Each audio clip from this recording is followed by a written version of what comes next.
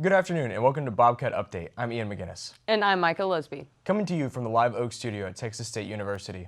Thanks for joining us. Today's show highlights the people, businesses, and communities that make San Marcos unique. From entrepreneurs and local restaurants to creative businesses and gathering places, we've got stories that go beyond the headlines. Many college students dream about turning a side hustle into a career. One Texas State graduate is doing exactly that through his passion for vintage clothing, building both a business and a loyal community along the way. Blaze Romp has the story.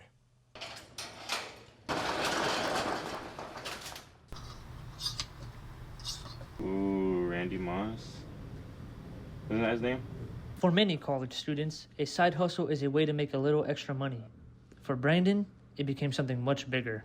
What started with buying and selling vintage clothing has grown into a business that's helping him build a career, a community, and a life doing something that he loves. So when I was a freshman in college, I started buying vintage and secondhand. I used to buy a bunch and then sell a bunch to make money in college. It slowly became something more serious, maybe around my senior year of college. As Brandon's passion grew, so did his goals. What once was a side hustle has turned into weekends spent traveling across Texas, setting up markets, and building a business one customer at a time. And he didn't do it alone. My name is Hannah Langley.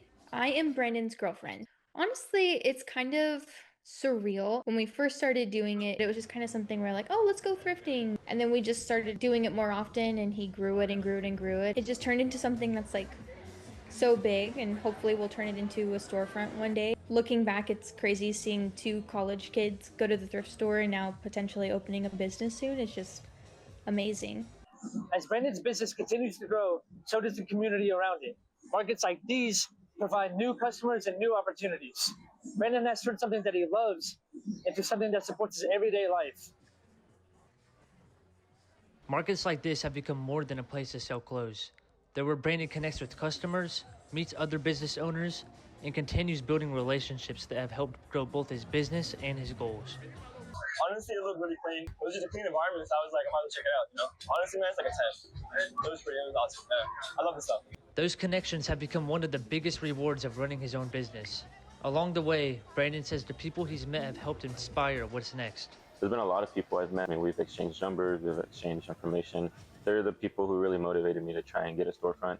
Definitely the connections have helped a lot to get where I am. Now, his advice is simple.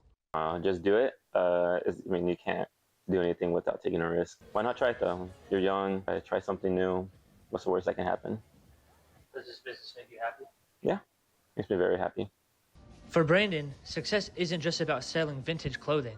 It's about building a career from his passion, creating a community around it, and proving that sometimes a college side hustle can become much more than anyone expected. Reporting in San Marcos, I'm Blaze Romp. Board games and trading cards may bring customers through the door, but one San Marcos business says it's really about creating friendships and bringing people together. Gabriel Brooks introduces us to Fellowship Hobby and Games. Community is the name of the game here at Fellowship Hobby and Games. In the wake of a digital world that leaves fewer spaces for people of all ages to gather and hang out, this friendly local game store is seeking to bring the community back together. I had a vision for what I wanted the community to look like, and the community buy-in of our players that are here regularly, and even just our regular shoppers, they all get it and they help foster it on their own. Move closer and take the... Well, because I was like, if I can get here and then pop up the ladder. We wanted, but we were able to hit you one booster box for now. Fellowship is a store that hosts events for and sells all manner of board games, trading card games, and even products for hobbyists. Daniel has been a staunch member of the Hays County community for years and has worked diligently to provide a space for everyone, despite facing significant challenges. Razor thin margins in general. Some of the supply chain is difficult to navigate, as in product allocations, everything else with the huge booms that we all do. And obviously product is now available online or in big box retail stores. Trying to get people to gather and fellowship, which is where the name came from, and just play games together. That's the most important thing for us. So if you're interested in hobbies, games, or just looking for a fun place to spend some time, visit your friendly local game store. In San Marcos, I'm Gabriel Brooks.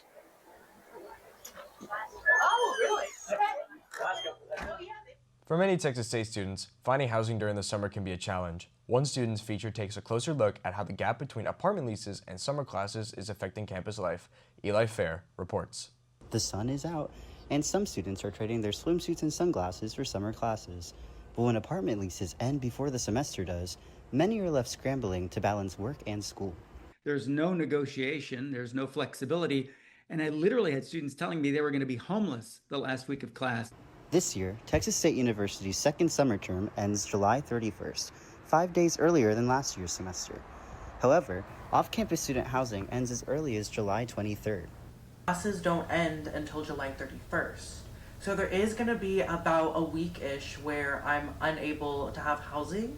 Students are not the only ones affected by July move-outs. Some faculty members rework their course schedules to ensure enough students can participate.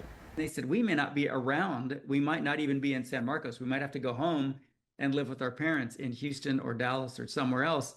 Is there anything we can do? And I started brainstorming right away, and I think by week 2 had decided to make the last week of class virtual on Zoom. Moving can be a busy time for anyone, but especially when students are in the middle of their summer classes, moving out in July can pose a lot of difficulties. They should have the housing until the school actually ends, especially within the summer sessions, because having it end a week before classes actually start, it makes it like anti-student. Reporting from Texas State University, I'm Eli Fehr. A familiar food truck park is getting a fresh identity. New food, family activities, and entertainment are all part of the vision behind one of San Marcos's newest gathering spots. Caden Hixson has more. Red Bus Food Trucks rebrands the Sirens Food and Entertainment, offering new seating area, food trucks, and events. Okay, for Siren, I am the manager for the food park. And as far as Coco Loco Brew, I am the mom. My daughter is the owner of Coco Loco.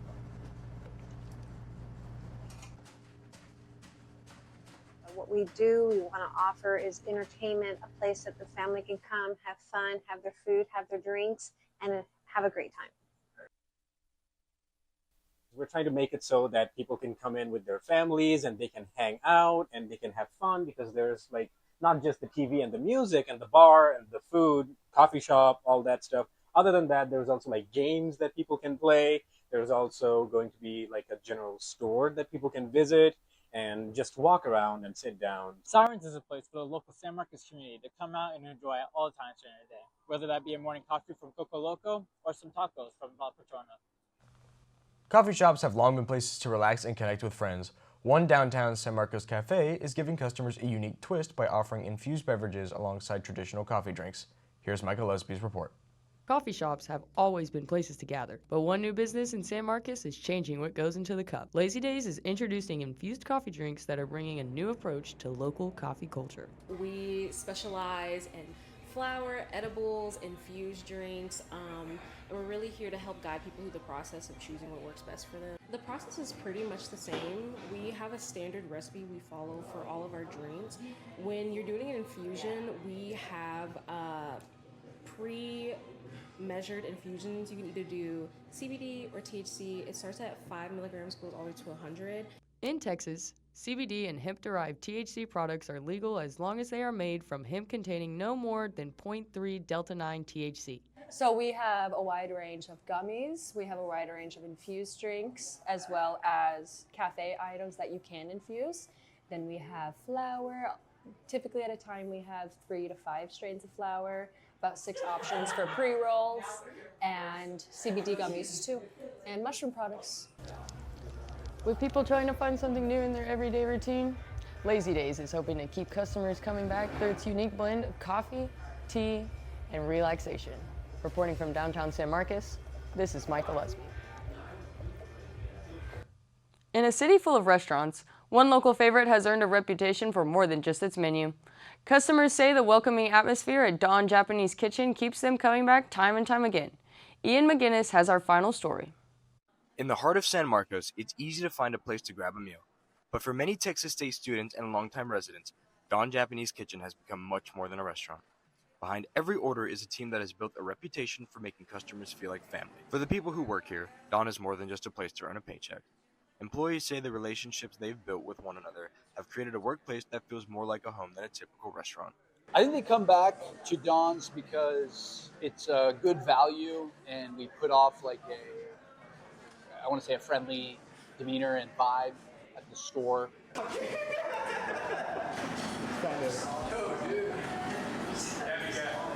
The sense of family doesn't stop behind the counter. Many customers say it's the people as much as the food that keeps them returning.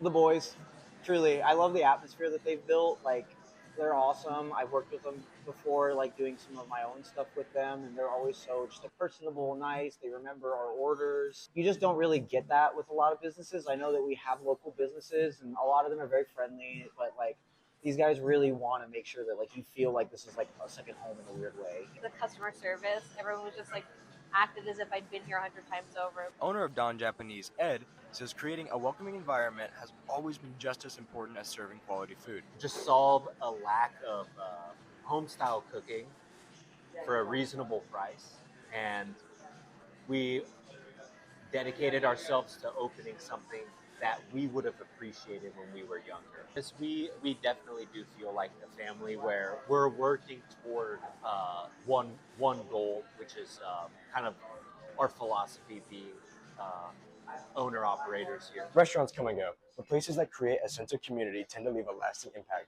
For many in San Marcos, Don Japanese has become something more than somewhere to eat. San Marcos, I'm Ian McGinnis.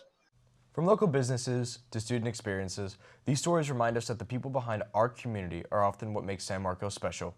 And that wraps up this edition of Bobcat Update. Thanks for joining us. I'm Mikah Lusby. And I'm Ian McGinnis. Have a great day.